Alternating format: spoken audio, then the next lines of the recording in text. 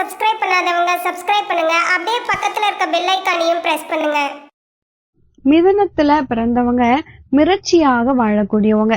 ஒரு வாழ்க்கையில அவங்கள பார்த்து கண்டிப்பா நம்ம பொறாமப்படுவோம். மிதுன ராசியை பார்த்து ஒருத்தவங்க பொறாமப்படுவாங்க.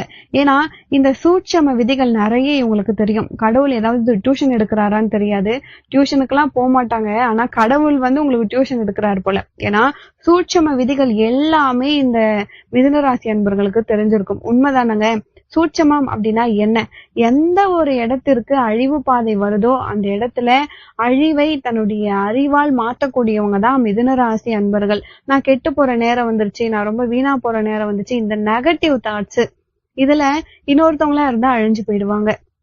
ஏதாவது எண்ணம் 50%, செயல் 50%. இந்த எண்ணம் நெகட்டிவா இருந்தா செயல் நோக்கி 50% போயிடும். இவ்வளவு கடுமையான சூழ்நிலை வந்தாலுமே மிதுன ராசி என்பர்கள் என்ன பண்றாங்கன்னா அதுல ஆராய்ச்சி பண்ணி எந்த இடத்துல ஒரு பிடிமானம் கிடைக்குது அதை பிடிச்சு மேல ஏறிடுவோம்னு நினைக்கிறாங்க. பாத்தீங்களா?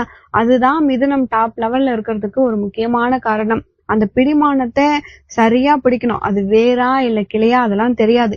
எதையாவது ஒண்ணு பிடிக்கணும், அதை பிடிச்சு மேல ஏறணும். இதுதான் வாழ்க்கை. ஏறின பிறகு பார்ப்போம் அப்படின்ற மாதிரி. நீச்சல் அடிக்கவே தெரியல அப்படின்னா கூட ஒரு கடல்ல போயிட்டு சிக்கிட்டா அதுல இருந்து மீண்டு வரணும் அப்படின்னு நினைக்கக்கூடியவங்க தான் இந்த மிதுன ராசி அன்பர்கள். அப்படி நினைக்கிறதாலதான் இன்னைக்கும் பல நன்மைகளை இவங்களால சரியா பெற முடியுது. இதே கெட்டப்ப நீங்க மெயின்டைன் பண்ணுங்க. இதே கெத்தோட இருங்க. விழுந்துடுவீங்க அப்படின்னு ஒரு காலம் நீங்க நினைக்கவே நினைக்காதீங்க.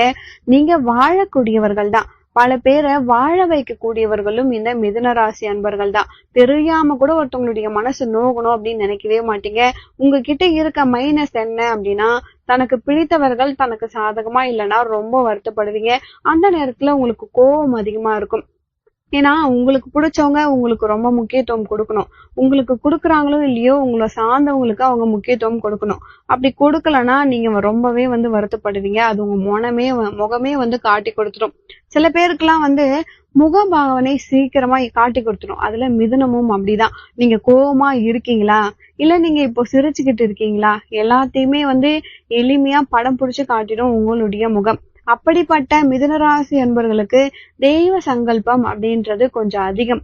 குழந்தைகள் இல்ல பெண்களா இருந்தா நெத்தியில ஒரு மஞ்சள் பூசி பொட்டு வச்சு ஒரு பூ வச்சு வாசனை கொண்ட பூக்களை வச்சு ஆலய தரிசனம் பண்றதும் சரி, வீட்டுல சாதாரணமா இருக்கும் பொழுதும் சரி, மிதுனராசி பெண்கள் இப்படி இருந்து பாருங்க.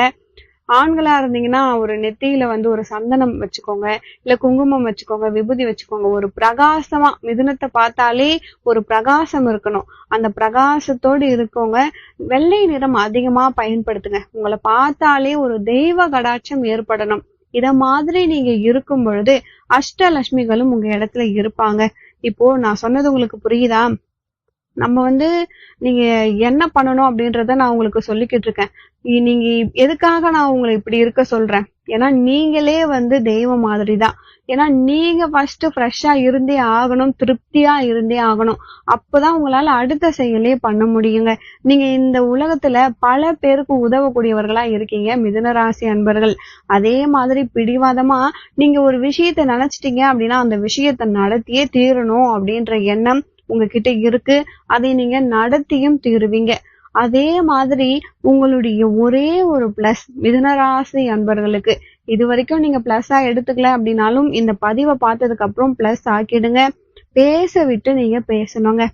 பழக விட்டு பழகணும். எதுக்காக இப்படி சொல்றேன்னா, இதுதான் உங்களுடைய வளர்ச்சிக்கான மிகப்பெரிய படி. இப்ப உங்களுக்கு எதிரி ஒருத்தர் வராரு உங்களை பார்க்க, பலன்னு கொட்டுறாரு. கொட்டட்டும் விட்டுருங்க. அவர் எல்லாம் கொட்டி முடிச்ச பிறகு கேளுங்க, பாத்துடுறேன் சரி அப்படின்னு சொல்லிட்டு. அதே அவருக்கு முன்னாடி நீங்க யாரு, நீங்க பெரிய ஆளு, அப்பா உங்களை மாதிரி இருக்கா அப்படிலாம் நீங்க பேசி முடிச்சதுக்கு அப்புறம் அவங்களுடைய ரியாக்ஷன் கொஞ்சம் தான் இருக்கும். அது நமக்கு ரொம்பவே கஷ்டமா இருக்கும். சோ இன்னையில இருந்து மிதுனராசி அன்பர்களே மத்தவங்களை பேச வச்சுட்டு அதுக்கப்புறமா நீங்க பேசுங்க. இன்னையில இருந்து மத்தவங்களை பழக வச்சுட்டு அதுக்கப்புறம் நீங்க பழகுங்க. நீங்க முன்னாடி இருக்க தேவையில்லை இந்த விஷயத்துல. எப்பயுமே நல்லா ஒரு விஷயம் தெரிஞ்சுக்கோங்க. முன்புத்தியை விட பின்புக்தி ரொம்ப யோகம் கூடும். இது மிதுனம் நீங்க ரொம்பவே புரிஞ்சுக்க வேண்டிய ஒரு முக்கியமான விஷயம். ஒரு திருக்குறள் கூட நீங்க எடுத்துக்கோங்க. 1.5 அடி தான் திருக்குறள் இருக்கும் இல்லைங்களா? அதுல 2வதுல 1/2 அடி இருக்கு பாத்தீங்களா? அதுலதான் திருவள்ளுவர் ஒரு முக்கியமான விஷயத்தையே வச்சிருப்பாரு. முதல்ல இருக்க 4 வரியில அதிகமா இருக்காது. கீழ இருக்க 3 வரி தான் ரொம்ப ரொம்ப முக்கியங்க. இதுதான் வந்து இப்போ தெய்வத்தால் ஆகாதெனினும் முயற்சிதன் மெய் வருத்த கூலி தரும்னு கீழே இருக்கும்.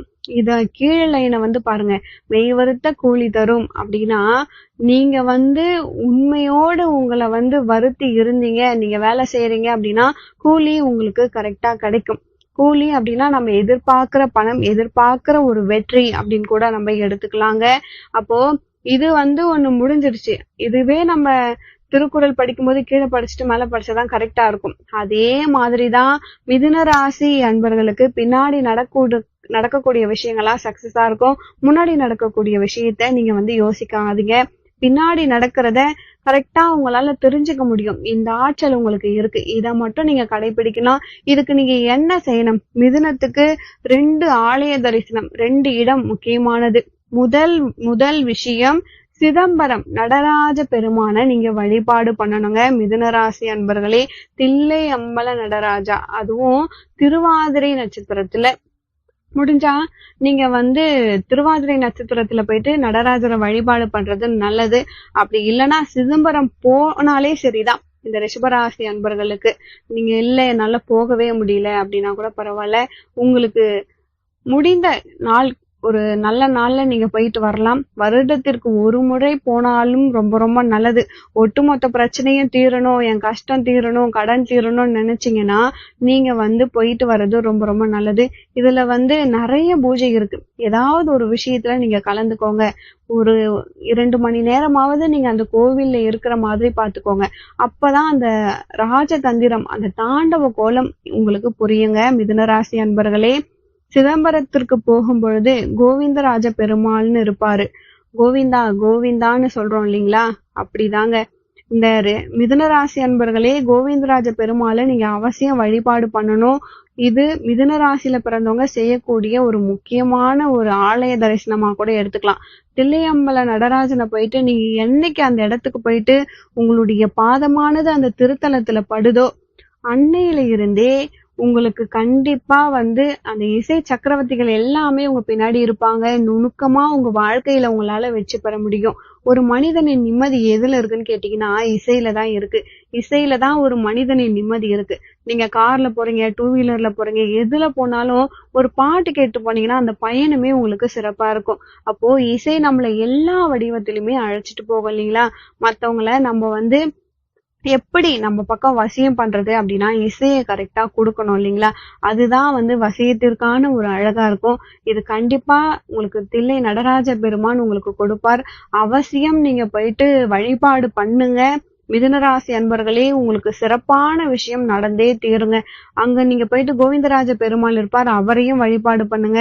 யோகம் உங்களுக்கு கிடைக்கும். முடியாத பட்சத்துல நீங்க வந்து அந்த திருவாதிரை நட்சத்திரத்துல மாதம் ஒரு முறை வருது இல்லைங்களா? அதுல ஒரு நாள் போயிட்டு நீங்க வழிபாடு பண்ணுங்க. மிதுனத்துக்கு நிச்சயமா ஒரு நல்ல மாற்றம் நிகழும். உங்களை யாராவது ஆட்டி அசைக்கணும் அப்படின்னு நினைச்சா கூட அது நடக்காது. உங்களை யாராவது கீழே தள்ளி விடணும்னு நினைச்சா கூட அது நடக்காது. ஒரு சின்ன அளவுல ஒரு 5 முக ருத்ராட்சம் இல்ல 6 முக ருத்ராட்சம் அதை மாதிரி போட்டுக்கோங்க. உங்களுக்கு எல்லாமே இனிமே டாப் அப்படின்னு தான் சொல்லணுங்க. இந்த விஷயத்தெல்லாம் நீங்க தெரிஞ்சுக்கோங்க. நான் சொல்றது உங்களால உணர முடியும்.